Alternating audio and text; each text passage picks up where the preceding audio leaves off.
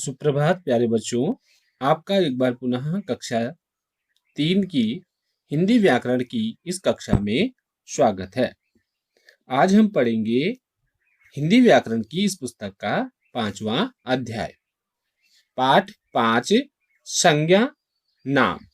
पाठ का नाम है संज्ञा नाम। इस पाठ के अंतर्गत हम पढ़ेंगे संज्ञा, संज्ञा के भेद। इन चीजों का अध्ययन हम इस पाठ में करेंगे। संज्ञा, संज्ञा का क्या अर्थ है? संज्ञा का अर्थ है नाम। संज्ञा का अर्थ होता है नाम। निम्नलिखित अनुच्छेद को पढ़िए और समझिए। यहाँ नीचे ये अनुच्छेद दिया गया है। इस अनुच्छेद को पढ़िए और समझिए। नदी किनारे मेला लगा है। मेले में बड़ी भीड़ है। मेले में अखिल और उसकी बहन दिव्या भी आए हैं। अखिल के मित्र विपिन, नितिन भी आए हैं। मेले की सुंदरता अत्यंत मनोहारी लग रही है। मेले में बहुत सी दुकानें हैं। एक आदमी खिलौने बेच रहा है।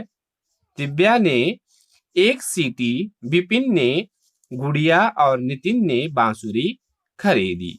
ये एक अनुच्छेद है। इस अनुच्छेद में कहा गया है कि नदी किनारे मेला लगा है। एक नदी के किनारे मेला लगा है। मेले में क्या है? बड़ी भीड़ है। मेले में अखिल और उसकी बहन दिव्या भी आए हैं। अखिल के मित्र विपिन, नितिन भी आए हैं। मेले की सुंदरता अत्यंत मनोहारी लग रही है। मेले में बहुत सी दुकानें हैं। एक आदमी खिलौने बेच रहा है। दिव्या ने एक सीटी, विपिन ने गुड़िया और नितिन ने बांसुरी खरीदी।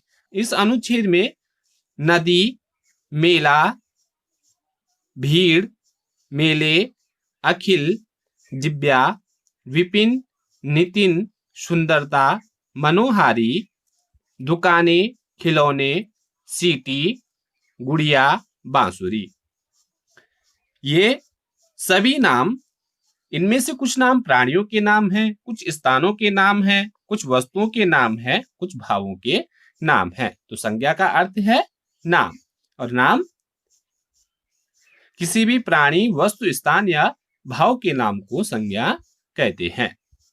किसी भी प्राणी, वस्तु, स्थान या भाव के नाम को क्या कहते हैं? संज्ञा कहते हैं। तो इस अनुच्छेद में जो भी नाम दिए गए हैं, इन नामों में से कुछ नाम प्राणियों के नाम हैं, कुछ स्थानों के नाम हैं, कुछ वस्तुओं के नाम हैं और कुछ भावों के नाम है। प्राणियों के नाम अखिल, दिव्या, विपिन, नितिन, ये सभी प्राणियों के नाम हैं। स्थानों के नाम नदी, मेला, दुकानें, ये स्थानों के नाम हैं। वस्तुओं के नाम खिलौने, सीटी, गुड़िया, बांसुरी, ये वस्तुओं के नाम हैं।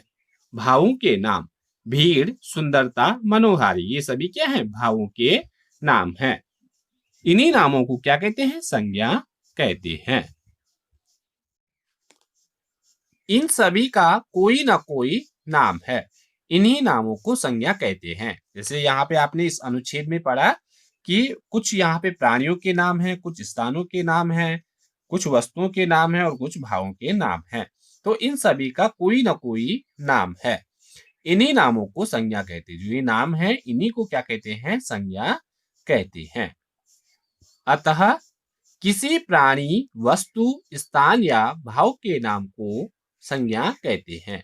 किसी भी प्राणी, वस्तु, स्थान या भाव के नाम को संज्ञा कहते हैं। अगर आपसे प्रश्न पूछा जाए कि संज्ञा किसे कहते हैं, तो आपको ये परिभाषा उत्तर में लिखनी है कि किसी प्राणी, वस्तु, स्थान या भाव के नाम को संज्ञा कहते हैं। कोई प्राणी है, वस्तु है, स्थान है या भाव है, जो उनका नाम है, उसी नाम को क्या कहते हैं? संज्ञा कहते हैं। संज्ञा के भेद। संज्ञा के 3 भेद होते हैं। संज्ञा के 3 भेद होते हैं।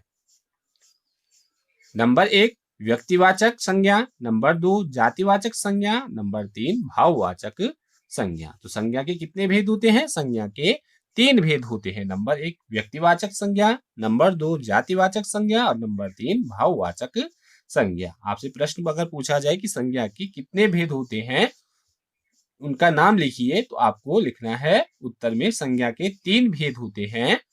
व्यक्तिवाचक संज्ञा, नंबर 2 जातिवाचक संज्ञा और नंबर 3 भाववाचक संज्ञा। ये 3 भेद संज्ञा के होते हैं। इन तीनों भेदों के विषय में विस्तार से हम पढ़ेंगे अगली वीडियो में। आप इस वीडियो को ध्यानपूर्वक देखें, सुने और समझें। धन्यवाद।